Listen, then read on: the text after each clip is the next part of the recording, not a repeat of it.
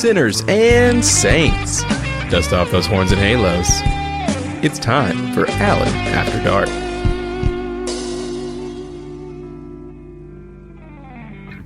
This morning, when I woke up, as I always do, I roll out of bed, stumble to the bathroom, flip on the light, pee, then go over to the sink and stare into the mirror. And this morning, when I did that, I took a long look at myself and said, damn, you look so generic. But you know what?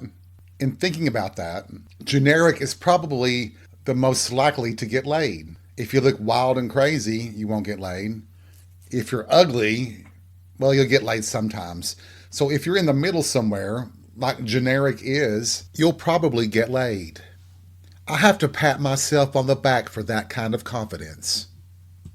It probably stems from what happened last Thursday night. And I'm going to give a fair warning here up front. This is going to be probably the dirtiest, filthiest talk that I've ever spoke on Alan After Dark. So if you don't want to hear some really dirty sexual talk, maybe now you should turn this podcast off. Okay? I'm going to give you a few seconds here.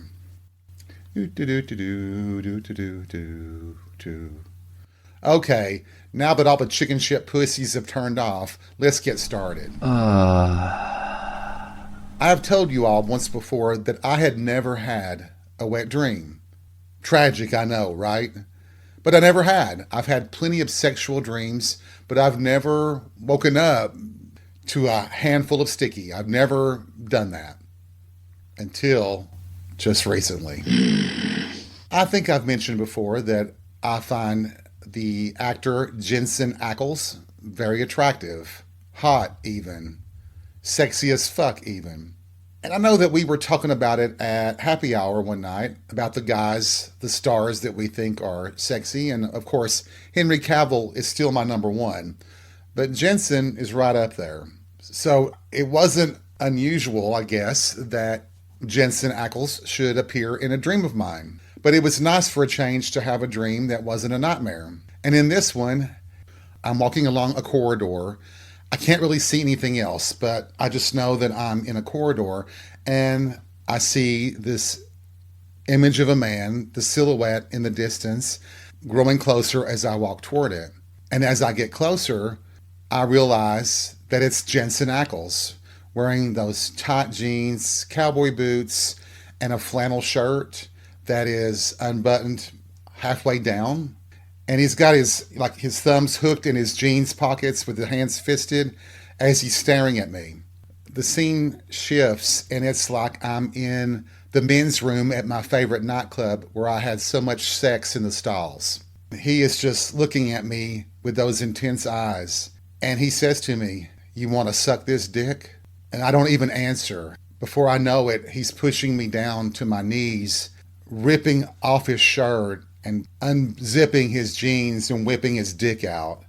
Without me saying anything, he rams that big cock in my throat and just starts face fucking me out of control. I mean, just ramming it. And he's groaning and thrusting and pushing and holding onto my head.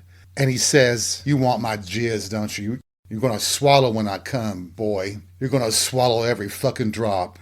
Holy fuck. He just keeps ramming and pushing and I'm gagging and like slurping and like, yeah, give it to me. Fuck my mouth. Give me every drop. And he turns around and he's ordering me. He's like, "Tongue fuck me. Fucking lick my ass." And then he just yells, "I'm going to come," and turns around. Yeah, that's it. Get the fucking cum out of there.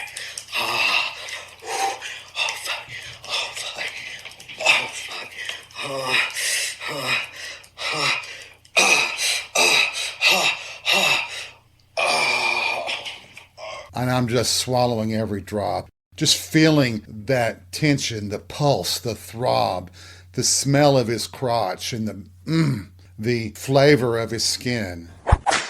I opened my eyes in bed, realizing that it was one of the best dreams I've ever had. And then I realized I had jizzed unlike I have in years. And I was still rock hard and ready to rock again. I purposely did not beat off after that because, well, I knew I would go soft because I had just satisfied myself in my dreams. And now I get it, boys. I get why wet dreams are so much fun and why they're so good. Because I stayed blissfully hard for an hour, I think, after that, just lying in bed, savoring the feeling and the memory of having Jensen Ackles in my mouth, thinking that there's no way in hell in real life he could ever be that good. But you never know, do you? Of course, he's happily married, but that doesn't fucking matter when it's a wet dream, right? In my dreams, he loves to fuck me in the mouth and for me to eat his ass, and maybe in the next one, if I'm ever lucky enough to have another one, we'll actually fuck. But I want him to be the bottom, honestly. Talk about savoring his insides. I sure as fuck would. But how you all doing, sinners and saints, bitches, whores, sluts, pole smokers, butt tonguers, ass munchers, etc., etc., etc.? I hope you're feeling as good as I'm feeling tonight. I hope that we just set off the fire alarms, the smoke detectors, and the sprinklers in your house, in your hotel, your bathroom, your office, or wherever. But hopefully you're not playing this out loud because you just got fired if you're at work. I just needed that release. I needed to tell you all about that dream and how excited I am that I finally, after 3,000 years, had a wet dream.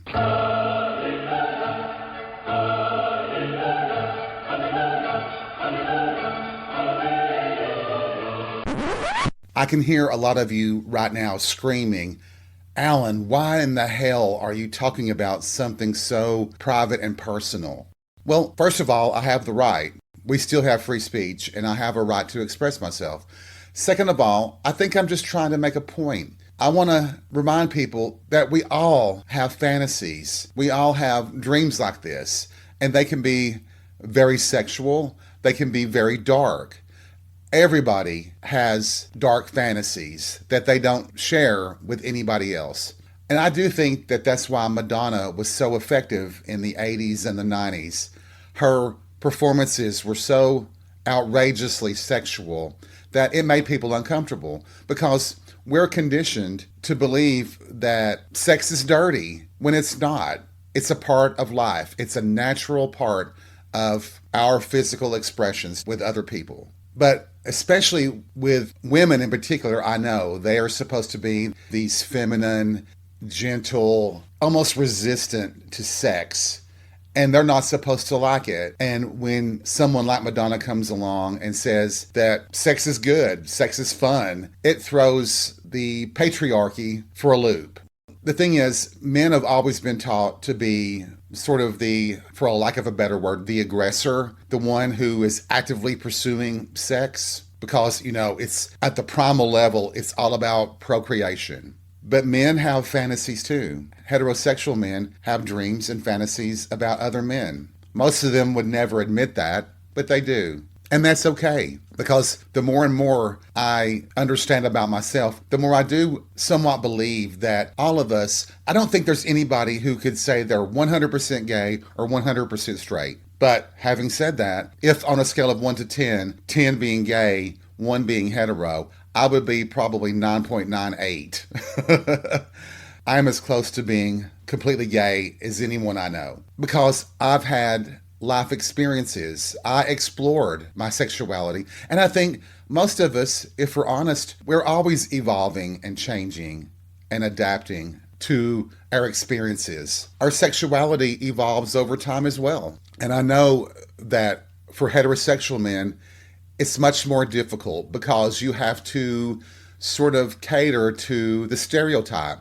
You can't express different views than what is commonly known. And I always find it interesting that a lot of heterosexual men will come into the bar that I go, which is primarily a gay bar, and on a slow night where there's very few people there, and say they come in without their wife being with them just to have a beer or two. I've had the experience of several of them sitting beside me, and the subject of sex always seems to come up. Men do want to talk to someone and express their curiosity. I think men on a primal level are curious about all forms of sexuality, all sexual experiences. And there is, well, quite simply, the male ego. And you all know it, guys, especially us gay guys. You straight guys, you just have to have an acknowledgement from a gay guy, don't you? You have to have this feeling that no gay guy could resist you, even though we are the same as any woman would be when it comes to our sexual preferences. Now, when I say preference, this is about body type, personality, style, looks, etc. For example, you all know Henry Cavill is my number one guy. Technically, that's a preference. But I also like Russell Tovey, Joel Kinnaman, Jensen Ackles, Diego Sands, Damian Cross, I mean, you name it. Conor McGuire, I mean, there's just so many types. But my orientation is gay, but those are my preferences. You see what I'm saying? You get the idea what I'm talking about there? So when it comes to straight men and their approach to women, some women will be attracted to them and some will not. The same goes with gay men. Not every gay man is attracted to every man. My God. Heterosexual men seem to want to believe that. They want to believe that no gay man could ever resist them.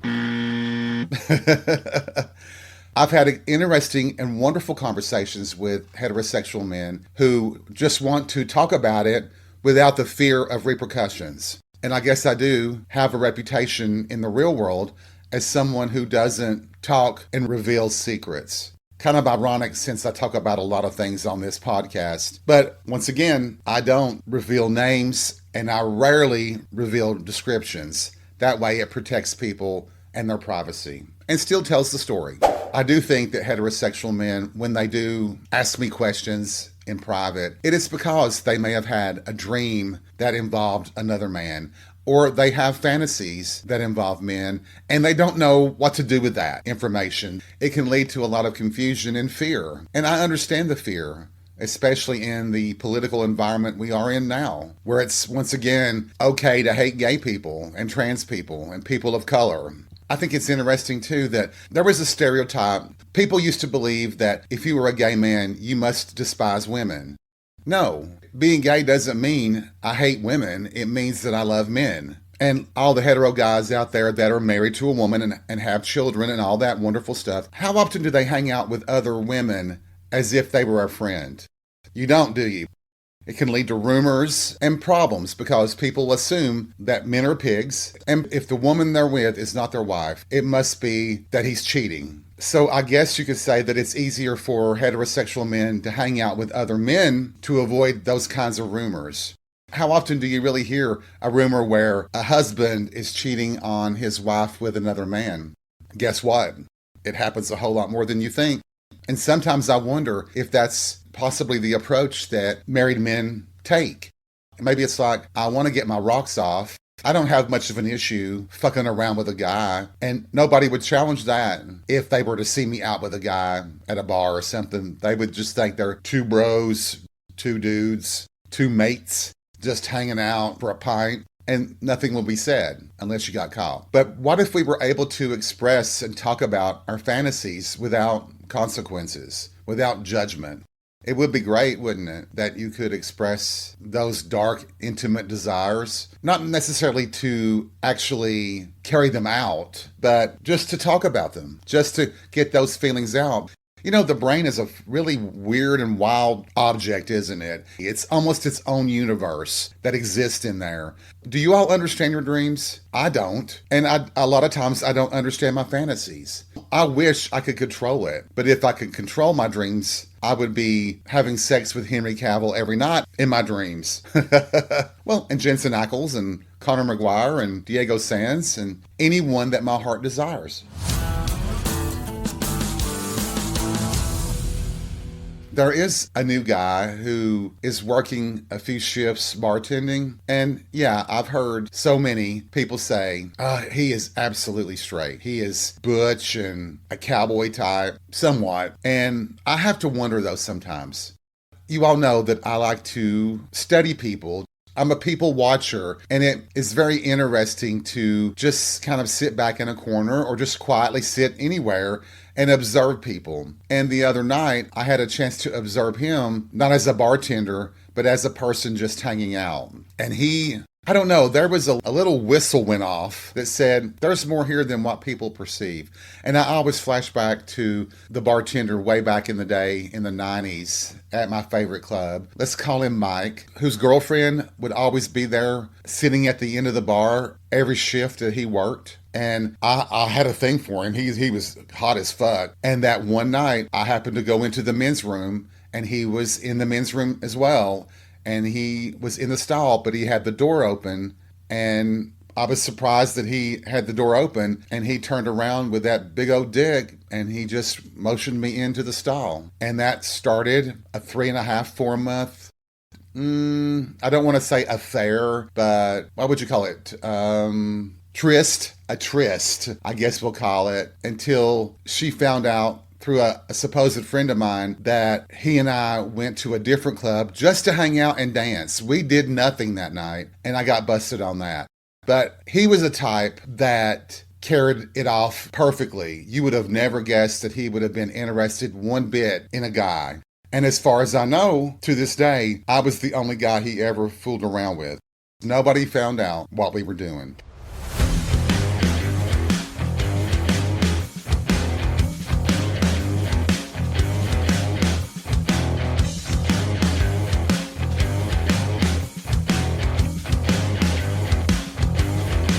You know, in my younger years, people would have called me promiscuous. I'd call me promiscuous. It was my effort in experiencing as much as I could. I feel like I was late in the physical aspects of human sexuality. And when I discovered that I wasn't as unattractive as I had been led to believe by so many people, yeah, I went wild and I wanted to explore, push those boundaries as far as I could. And that was me attempting to live out in real life what my fantasies were. I think I told you all that the first gay adult movie that I watched, there was a glory hole scene. And I thought it was just a fucking hot scene. And it led to this intrigue, this desire to experience glory holes. Well, Tennessee, there weren't very many, okay? Actually, there were none to my knowledge, because I was very naive in how to figure out where to go. Information isn't like it is now.